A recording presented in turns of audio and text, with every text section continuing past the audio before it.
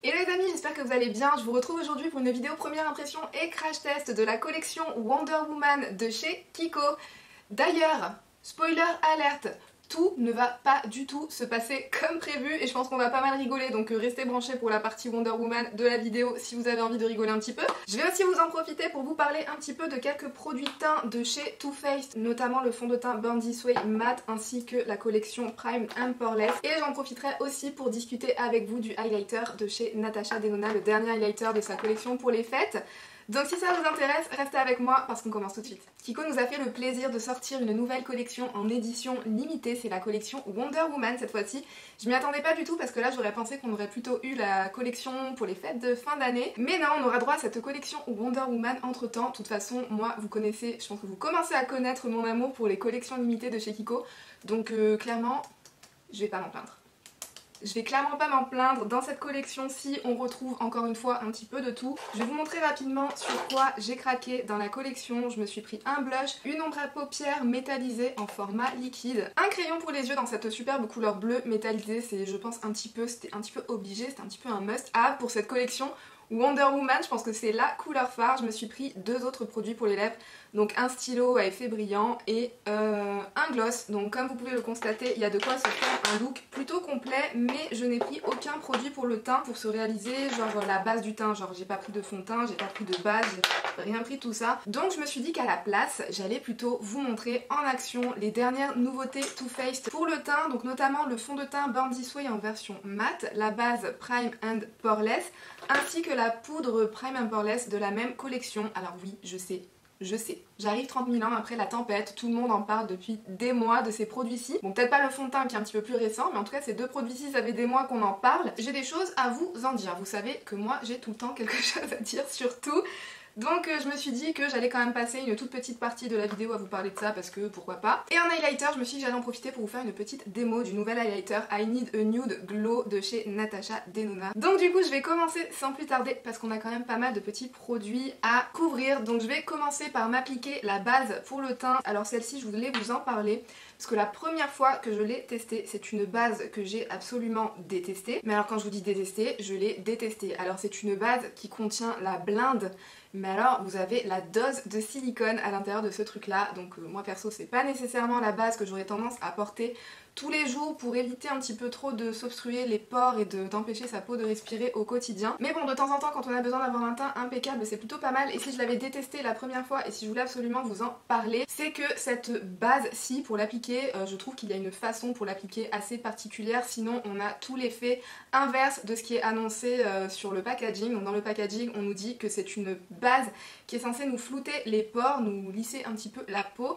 Et je crois aussi que c'est, oui voilà, c'est une formule lissante et matifiante. Alors cette base, il faut faire super attention parce que c'est une base, si vous en mettez trop, vous aurez l'effet opposé à ce qui est annoncé. Moi la première fois que je l'ai utilisé, j'en ai mis un petit peu trop et c'était tout le contraire. J'avais la peau qui brillait, mais alors la peau qui brillait comme jamais, j'avais pas du tout le grain de peau lissé et en plus j'avais cette sensation hyper poisseuse en fait sur le visage, sur les mains, enfin un endroit où j'avais appliqué. J'ai continué les tests mais cette fois-ci en appliquant vraiment une toute petite quantité. Vous voyez la toute petite microscopique noisette, c'est même pas une noisette, c'est un pois chiche, c'est une lentille que j'ai sur les doigts. Avec cette quantité-ci vous pouvez faire tout le visage et c'est largement suffisant pour avoir l'effet recherché.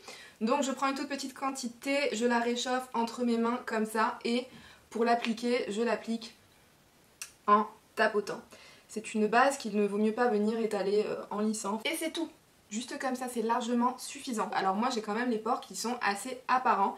Donc c'est pas le truc non plus révolutionnaire hein, qui va complètement me dissimuler les pores, qui va me donner une surface complètement lisse façon peau photoshopée, c'est pas du tout ça, mais vous voyez juste, vous sentez juste en fait que votre grain de peau a quand même été lissé, que vous avez une base un petit peu plus lisse pour travailler votre fond de teint, ce que je vais d'ailleurs faire tout de suite. Je vais m'appliquer le fond de teint Burn This Way Matte de chez Too Faced. Et en termes de tenue, c'est pas non plus la base avec laquelle vous aurez le teint mat parfait qui va rester comme ça toute la journée, mais je trouve que ça marche quand même plutôt pas mal. En tout cas quand je fais ce combo là que je vais vous montrer, ça marche quand même pas mal. Alors le fond de teint, je vais l'appliquer avec mon pinceau, mon nouveau pinceau chouchou du moment pour m'appliquer le fond de teint. Il s'agit du 104 de chez Zoeva. Et pendant que je suis là en fait à travailler mon fond de teint, je voulais vous dire très rapidement, certains d'entre vous l'ont déjà remarqué je pense, mais j'ai changé mon planning de publication. Avant je publiais des vidéos le jeudi et le dimanche, et maintenant si vous avez remarqué je publie le lundi et le jeudi.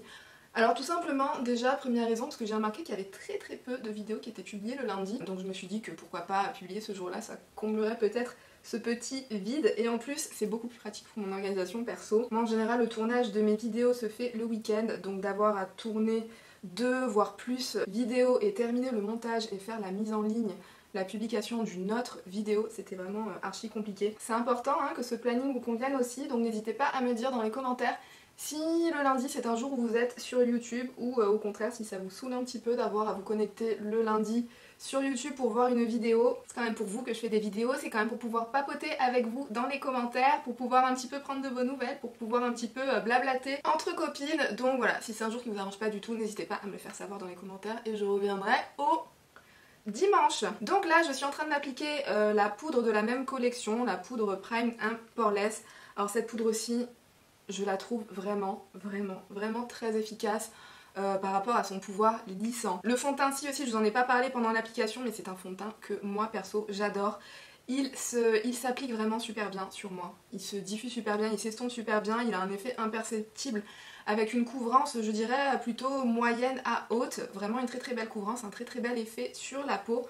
Je l'aime beaucoup, moi, ce fond de teint Bandit Sway matte. Je sais qu'il n'a pas fait l'unanimité, mais moi, c'est un fond de teint que j'apprécie énormément. Je ne vois aucun effet de matière avec.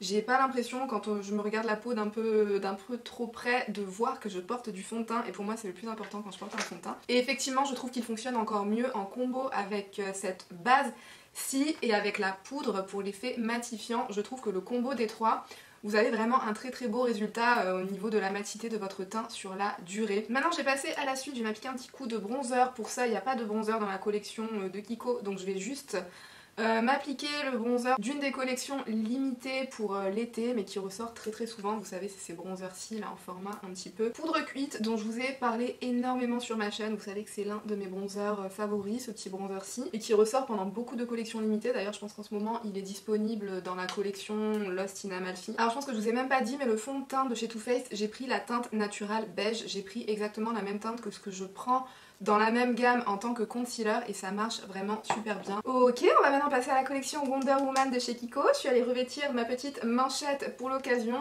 C'est un petit peu pour ça que j'ai mis tous ces bijoux ainsi qu'un haut rouge. Soyons dans le thème jusqu'au bout.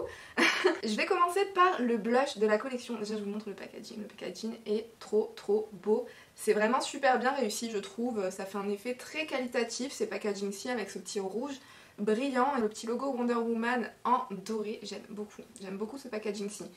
Le blush, j'ai pris la teinte numéro 3 Athena Strategy. Cette teinte-ci, je la trouve absolument superbe. J'espère que vous arriverez à bien la voir parce que c'est quand même très lumineux comme blush. C'est un espèce de rose orangé, c'est une espèce de couleur brique, j'ai l'impression. Je trouve la couleur vraiment très sympa. C'est un petit peu dans la même lignée que le blush Copacabana dont je vous avais déjà parlé de chez Physicians Formula. C'est un petit peu le même genre de tonalité, c'est un espèce de brun rose orangé brique. Merci pour ta description Océane, t'as qu'à nous mettre toutes les couleurs de l'arc-en-ciel tant que t'y es.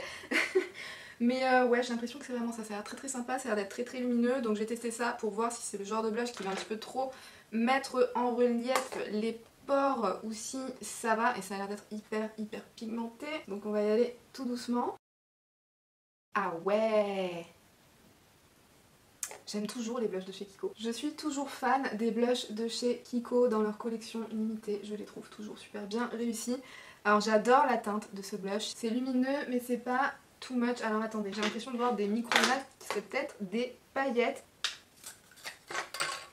Ouais non, j'ai l'impression de voir des micro-paillettes à l'intérieur du blush. Alors ce que je vais faire, c'est que je vais continuer à le tester parce que vous savez des fois avec les éclairages artificiels on voit des choses qu'on ne verrait pas forcément à la lumière du jour, parce que là on n'est pas du tout à la lumière du jour hein. Donc ce que je vais faire c'est que je vais le retester avec un autre pinceau parce que je me dis que peut-être aussi il devait rester un petit peu de paillettes, des résidus de paillettes d'un précédent blush. Normalement je l'ai nettoyé mais peut-être qu'il restait des résidus de paillettes d'un autre blush où il y avait des paillettes à l'intérieur.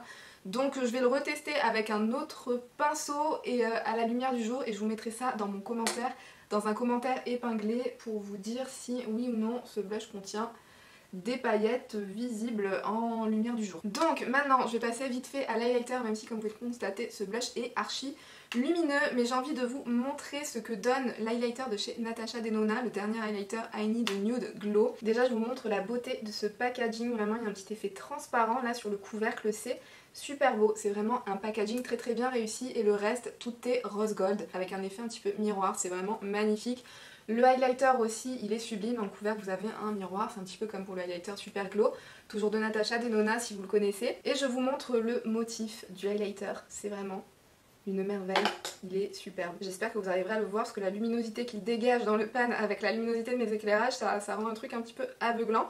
Mais voilà, c'est vraiment super beau. Je vais vous faire un swatch pour que vous voyez un petit peu la couleur du truc. Alors voici la couleur du highlighter, on est sur un champagne moyen. En le voyant là comme ça, je sais pas trop si c'est le genre de highlighter qui conviendrait à des carnations vraiment très très claires. Natasha Denona nous dit que c'est un highlighter universel qui s'adaptera à toutes les carnations de peau. Moi perso je le prélève avec un pinceau style 134 de chez Zoeva qui a des poils un minimum ferme qui va permettre de bien prélever la matière dans le pan parce que c'est quand même une matière qui je trouve n'est pas la plus facile à prélever. Si vous avez des pinceaux avec des poils un petit peu trop fins, un petit peu trop souples, vous voyez, je pense que vous aurez un petit peu de mal à prélever l'highlighter dans le pan. D'ailleurs si vous avez vu les vidéos Instagram de Natasha Denona qu'elle peut faire quand elle utilise cet highlighter-ci, vous voyez qu'elle y va avec un gros pinceau qui a l'air quand même bien dense et vous la voyez vraiment bien frotter dans le pan pour réussir à prélever la matière. Après ça correspond un petit peu avec la façon que peut avoir Natasha Denona d'appliquer le highlighter. J'ai l'impression que c'est quelqu'un qui aime bien pouvoir moduler son highlighter, d'avoir un effet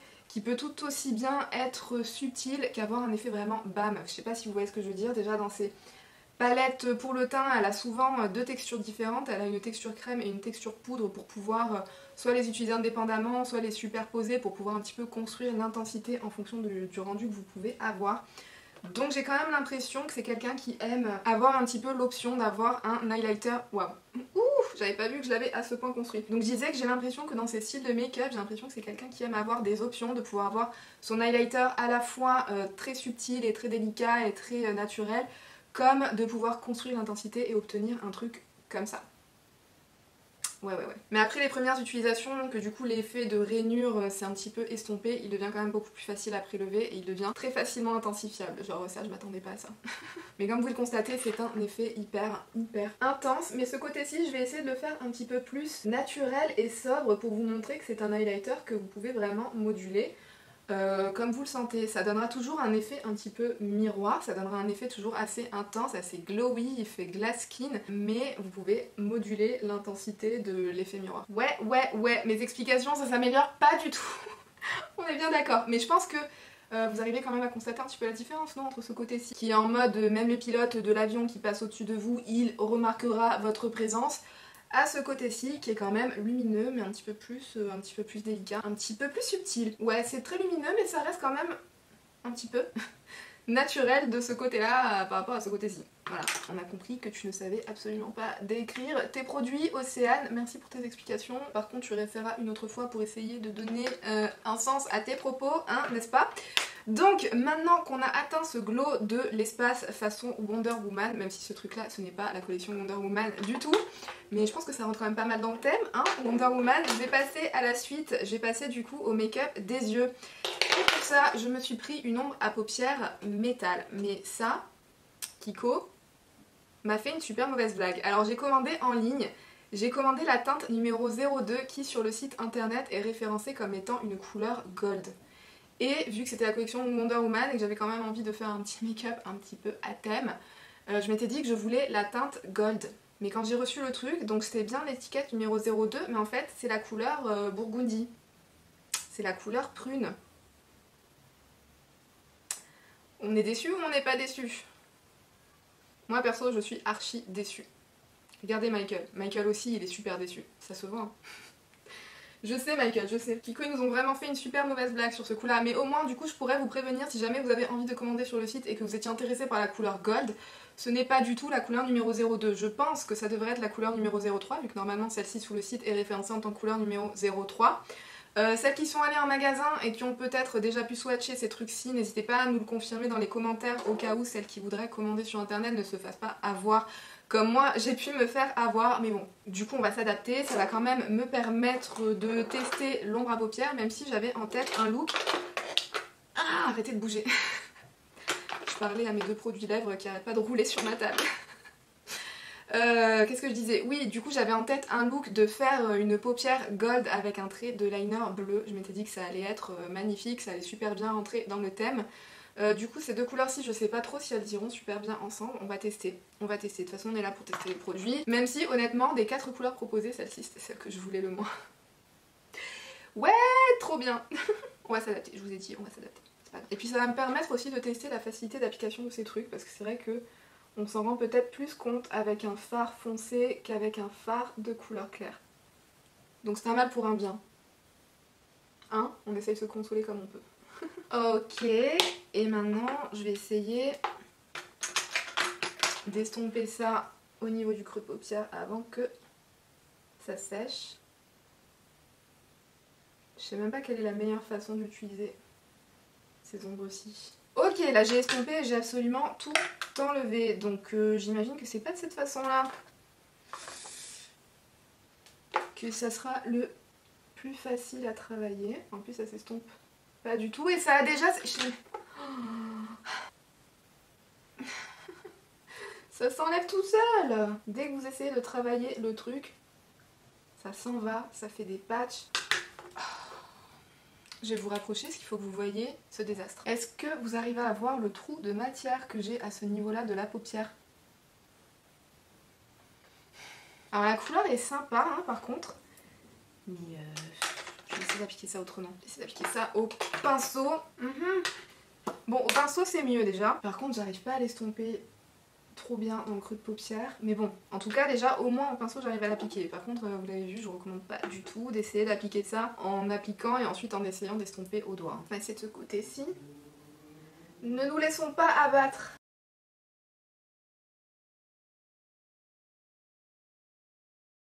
Ouais, alors au pinceau, ça se travaille bien plus facilement. Par contre, est-ce que je peux estomper ce truc maintenant? Non. Alors ça s'estompe mais très difficilement. Hein. Ça c'est le genre d'ombre, j'ai l'impression une fois que c'est posé, ça ne bouge plus. Bon là en tout cas avec un pinceau plat ça se comporte beaucoup mieux. J'arrive un petit peu plus à dessiner une forme qui me plaît. Mais une fois que c'est posé, c'est hyper difficile à estomper. Bon après hein, c'est souvent le cas avec ce genre d'ombre à paupières liquides. Ce sont des ombres qui sont souvent peut-être un petit peu plus difficiles à travailler. Non mais là... Je vais travailler mon creux de paupière avec mon bronzer plutôt. Je renonce. Je renonce. Alors, en tout cas la couleur est vraiment très très sympa. C'est une très très jolie couleur. C'est beaucoup plus smoky que ce que j'avais envie de faire à la base. Forcément c'est pas du tout la même couleur que ce que j'avais en tête à la base. Mais la couleur est vraiment très très jolie. Après ce sont des fards. Du coup comme vous l'avez vu je vous recommande de prélever ça au pinceau plat et de venir appliquer. Et une fois qu'elles sont posées, vous venez estomper votre creux de paupière avec autre chose, avec un bronzer comme je viens de le faire. Ça se passe beaucoup mieux. C'est beaucoup plus sympa. Mais n'essayez pas de les estomper seul. Ça marchera pas. Là en tout cas j'aime beaucoup plus le look. On a eu du mal mais on a fini par choper le truc. Pas d'affolement, pas d'inquiétude, on y arrive. Par contre maintenant, vu que cette couleur elle est quand même beaucoup plus foncée que ce que j'avais espéré, est-ce que j'arriverai à me faire un trait de liner avec ce bleu? Vraiment il est superbe ce crayon, j'aime beaucoup les crayons de chez Kiko en général. En plus ouais c'est des Powerlast ceux-ci. Ces crayons-ci en général ils tiennent vraiment très très bien, les crayons de chez Kiko, quand vous les appliquez en muqueuse ou que vous les appliquez en eyeliner. Celui-ci est censé faire les deux, eyeliner et kajal, donc vous pouvez les appliquer de 2 façons, dans la muqueuse et en eyeliner. Et en général, ceux-ci, une fois qu'ils ont séché, ils ne bougent plus. Il avait peut-être pas encore séché là. Bon, je vais essayer d'appliquer ça en eyeliner, mais ça va donner n'importe quoi avec cette couleur. La vidéo où rien ne va comme prévu. Ça arrive. Oh waouh! Si, ça marche super bien en fait. Il marque super bien cet eyeliner, j'espère que vous y voyez un petit peu quelque chose quand même. Ouais, par contre, bleu et prune, c'est peut-être pas le mélange le plus heureux non plus. Hein. Oups, je vais mettre ça dans la muqueuse aussi, tant qu'à faire. C'est n'importe quoi ce look. En tout cas, c'est un bon look pour Halloween. Hein. Je vais faire l'autre œil hors caméra et je vous retrouve juste après. Je vais essayer un petit peu de rattraper le coup, mais je crois pas trop là. Bon, je vous ai de nouveau éloigné, je vous ferai pas de close-up de ce look-ci parce qu'en plus je me suis complètement foirée dans mon eyeliner. Non mais quand ça veut pas, ça veut pas. Faut pas insister. Quand ça veut pas, faut laisser faire. C'est une catastrophe ce look. Non mais ouais, bon, ce que je suis allée faire pour essayer de rattraper un petit peu le désastre. Du coup j'ai fait un double liner, j'ai rajouté un petit trait d'eyeliner noir vraiment à la base des cils pour apporter une petite touche, pour casser un petit peu l'aspect un petit peu trop bleu et violet. Ça faisait un petit peu trop effet années 90 façon Halloween. En tout cas ça c'est un très bon look je pense pour Halloween. Ici. Oh là là c'est n'importe quoi.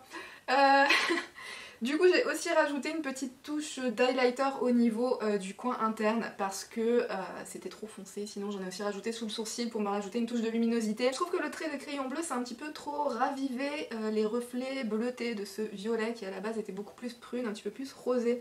Donc je vais vous faire un swatch pour que vous arriviez à bien voir la vraie teinte du truc quand ce n'est pas perturbé par ce trait de crayon bleu. Donc voilà la couleur numéro 02, d'ailleurs je voulais vous reparler du crayon parce que entre temps je suis quand même allée me laver les mains et vous voyez le crayon il a tenu, il a résisté au lavage de main. Donc ouais c'est pour vous dire que les crayons Kiko une fois qu'ils sèchent ils ne bougent plus.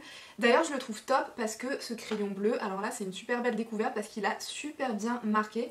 Je m'attendais à ce qu'on le perde un petit peu sur cette couleur un petit peu sombre, sur cette couleur prune, violette un petit peu sombre. Mais non, honnêtement, la couleur se voit super bien. Allez, je vous fais quand même un close-up. Je vous fais un close-up mais c'est bien parce que c'est vous et excusez ce trait d'eyeliner que personne n'a envie de voir. Ce sont des choses qui arrivent. C'est que du make-up, ça s'en va à la fin de la journée. On va faire avec. En tout cas, je comprends le nom de la collection Wonder Woman de Kiko parce qu'il faut vraiment être Wonder Woman pour réussir un petit peu à rattraper... les trucs quand on se rate un peu. Bon bref, en tout cas c'est pas du tout la faute des produits. D'ailleurs je voulais revenir sur ce petit truc là parce que du coup je suis allée un petit peu retravailler. J'ai aussi rajouté une petite touche de cette ombre à paupières en ras de cils inférieur pour un petit peu casser l'effet un petit peu trop bleu du bleu que j'avais mis en muqueuse parce que je trouvais que ça allait pas du tout avec le reste du look. Et ça c'est une ombre métallique qui se travaille vraiment très bien au pinceau. Je vous recommande pas du tout de le faire comme je l'ai fait au début, d'essayer de la travailler, de l'appliquer d'abord avec l'applicateur et ensuite de travailler ça au doigt. Par contre si vous la prélevez sur l'applicateur avec un pinceau et qu'ensuite vous venez la travailler, là ça se comporte super bien. Donc voilà, je tenais quand même à revenir là-dessus parce que une fois qu'on a apprivoisé ce produit-ci, ça se passe beaucoup mieux. Maintenant je vais passer au produit pour les lèvres. Je me suis pris tout d'abord un Power Shine Explosion Lip Stylo dans la teinte numéro 02. Et je me suis pris un gloss dans la teinte numéro 01 Fine Brown. Ça m'a un petit peu rappelé les derniers gloss de chez Charlotte Tilbury, vous savez dans la collection Jeweled, les Jeweled Gloss. J'arrive jamais à prononcer ça. Bon voici pour la teinte numéro 01 du gloss Fine Brown. Ça n'a pas l'air d'être tout à fait le même genre d'effet que peut-être les gloss de Charlotte Tilbury, mais quand même ça a l'air d'être un gloss qui a l'air vraiment très lumineux, ça a l'air sympa. Je vais mettre ça tout seul pour voir ce qu'il donne tout seul ce gloss. Ah j'aime bien, c'est lumineux. Ils sont bons en plus. Alors ça j'aime beaucoup porter tout seul, je sais pas si vous arriverez à vous rendre compte. C'est un effet très naturel, ça a rajouté une toute petite pointe de couleur, mais ça vient vraiment sublimer les lèvres. C'est très lumineux, mais vous voyez pas en fait de particules de paillettes apparaître. Non, je vous rapproche encore une fois. Voilà, vous voyez la luminosité qu'il peut dégager, mais on ne voit aucune paillette visible. C'est vraiment très beau, ça vient sublimer vos lèvres, c'est vraiment très sympa. J'aime beaucoup. J'ai un gros coup de cœur et en plus c'est pas du tout une texture façon gloss collant ou façon gloss hyper liquide, ça se rapproche beaucoup de la texture d'un baume à lèvres ce truc là. Vous sentez aucun effet de matière, vous avez l'impression juste d'avoir du baume à lèvres. D'ailleurs sur la texture ça se sent aussi hein, que c'est pas ce genre de texture hyper visqueuse ou hyper liquide ou hyper collante ou quoi que ce soit. Vous avez l'impression de vous appliquer un espèce de baume à lèvres mais hyper lumineux qui vient sublimer les lèvres tout seul, porté tout seul, j'adore. Et je pense que ça sera aussi magnifique porté par-dessus un rouge à lèvres, par-dessus un rouge à lèvres mat au cœur de la lèvre pour venir apporter un effet un petit peu pulpeux à vos lèvres, etc. Enfin j'aime beaucoup ça, je m'y attendais pas. J'ai limite pas envie de l'enlever mais je vais quand même du coup appliquer le petit Power Shine Explosion Lip Stylo en teinte numéro 02. Alors ça c'est un packaging assez original, c'est un rouge à lèvres mais c'est pas un format qui se twist, c'est un format... Vous voyez, il faut faire comme ça pour faire sortir le produit. Alors je vais pas vous mentir, c'est pas du tout ce que je préfère. Pour une collection Wonder Woman, j'ai envie de dire, pourquoi fois. Bah, par contre le seul problème c'est que du coup ça ne rentre pas dans le packaging, donc n'en faites pas sortir trop parce que sinon ça sera compliqué à faire re-rentrer dans son bouchon. Donc je vais enlever ce que j'ai là et je vais appliquer la couleur numéro 02. Par contre oui, quand vous l'enlevez vous pouvez voir des petites micro paillettes qui vous restent sur les lèvres et qu'on ne voyait pas forcément quand il y avait l'effet glossy du gloss. En ce qui concerne du coup le petit lip stylo, alors c'est vraiment le thème de la collection, c'est le shine. Tout est lumineux dans cette collection, absolument tout est lumineux. Ça aussi c'est un espèce de rouge à lèvres avec un format crémeux, mais vous voyez qu'il dégage une luminosité supplémentaire par rapport au format crémeux basique. Ça me rappelle presque, alors je dis bien presque avec des gros guillemets, ça me rappelle presque cet effet un petit peu plus crémeux lumineux de chez Charlotte Tilbury dans la gamme de ces rouges à lèvres Kissing. On est presque sur ce genre de luminosité dégagée. J'espère que ça se verra bien à la caméra parce que ça j'aime beaucoup. C'est très sympa, c'est très fin, c'est pas du tout un effet glossy, c'est un effet crémeux mais lumineux. Gros coup de cœur. Alors voilà ce que donne le look dans son ensemble. Alors on est d'accord peut-être que tout ne va pas ensemble, notamment ce qui est sur les yeux. Je vous rappelle qu'à la base c'était pas du tout cette couleur-ci que j'attendais. J'attendais un gold qui je pense serait beaucoup mieux du coup marié avec ce crayon-ci. Mais bon, on a fait comme on a pu, on a fait avec les moyens du bord, là c'est le cas de le dire. Donc je vais juste récapituler très rapidement juste les produits de la collection Wonder Woman de chez Kiko, parce que vous l'avez compris, les autres produits Too Faced et Natasha Denona, c'est des produits que j'aime beaucoup. Et de toute façon je reviendrai dessus dans quelques semaines quand je vous fais ma vidéo récap de tous les achats du mois précédent, quand j'ai pu tester les produits pendant à peu près un mois pour vous donner mon impression finale.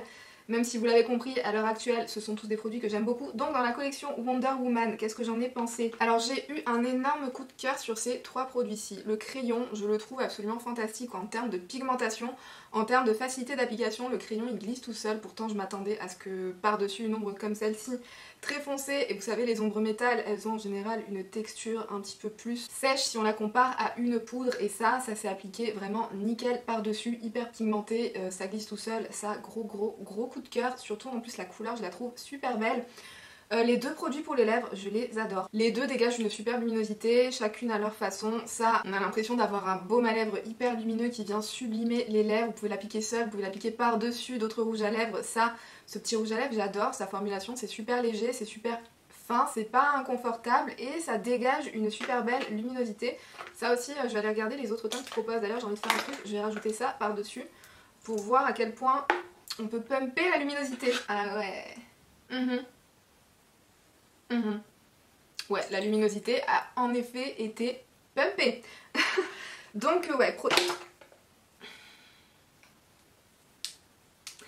quand je vous dis que c'est la vidéo où tout va de travers.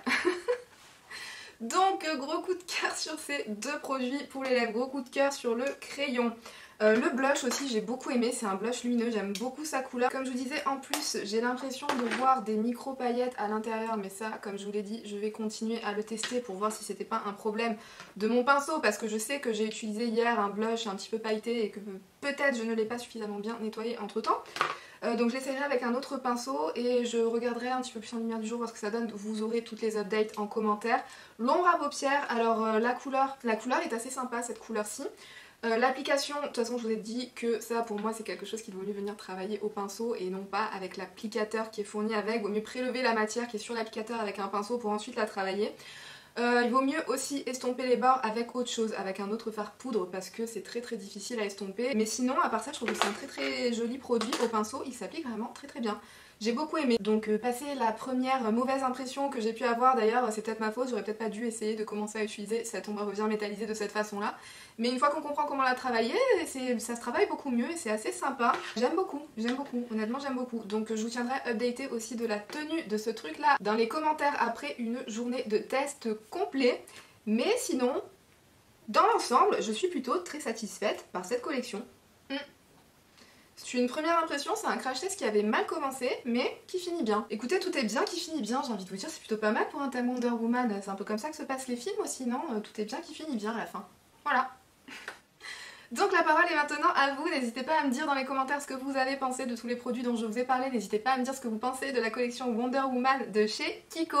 En tout cas j'espère que cette vidéo aura pu vous être utile et que vous l'avez appréciée. Si c'est le cas, n'hésitez pas à la liker, pensez à vous abonner si vous avez envie qu'on se revoie dans de futurs contenus beauté. D'ailleurs n'hésitez pas à cliquer sur l'une des vidéos qui s'affiche à l'écran si jamais ça vous tente. Et sur ce, moi je vous fais d'énormes bisous et je vous dis à bientôt dans une prochaine vidéo. Bye!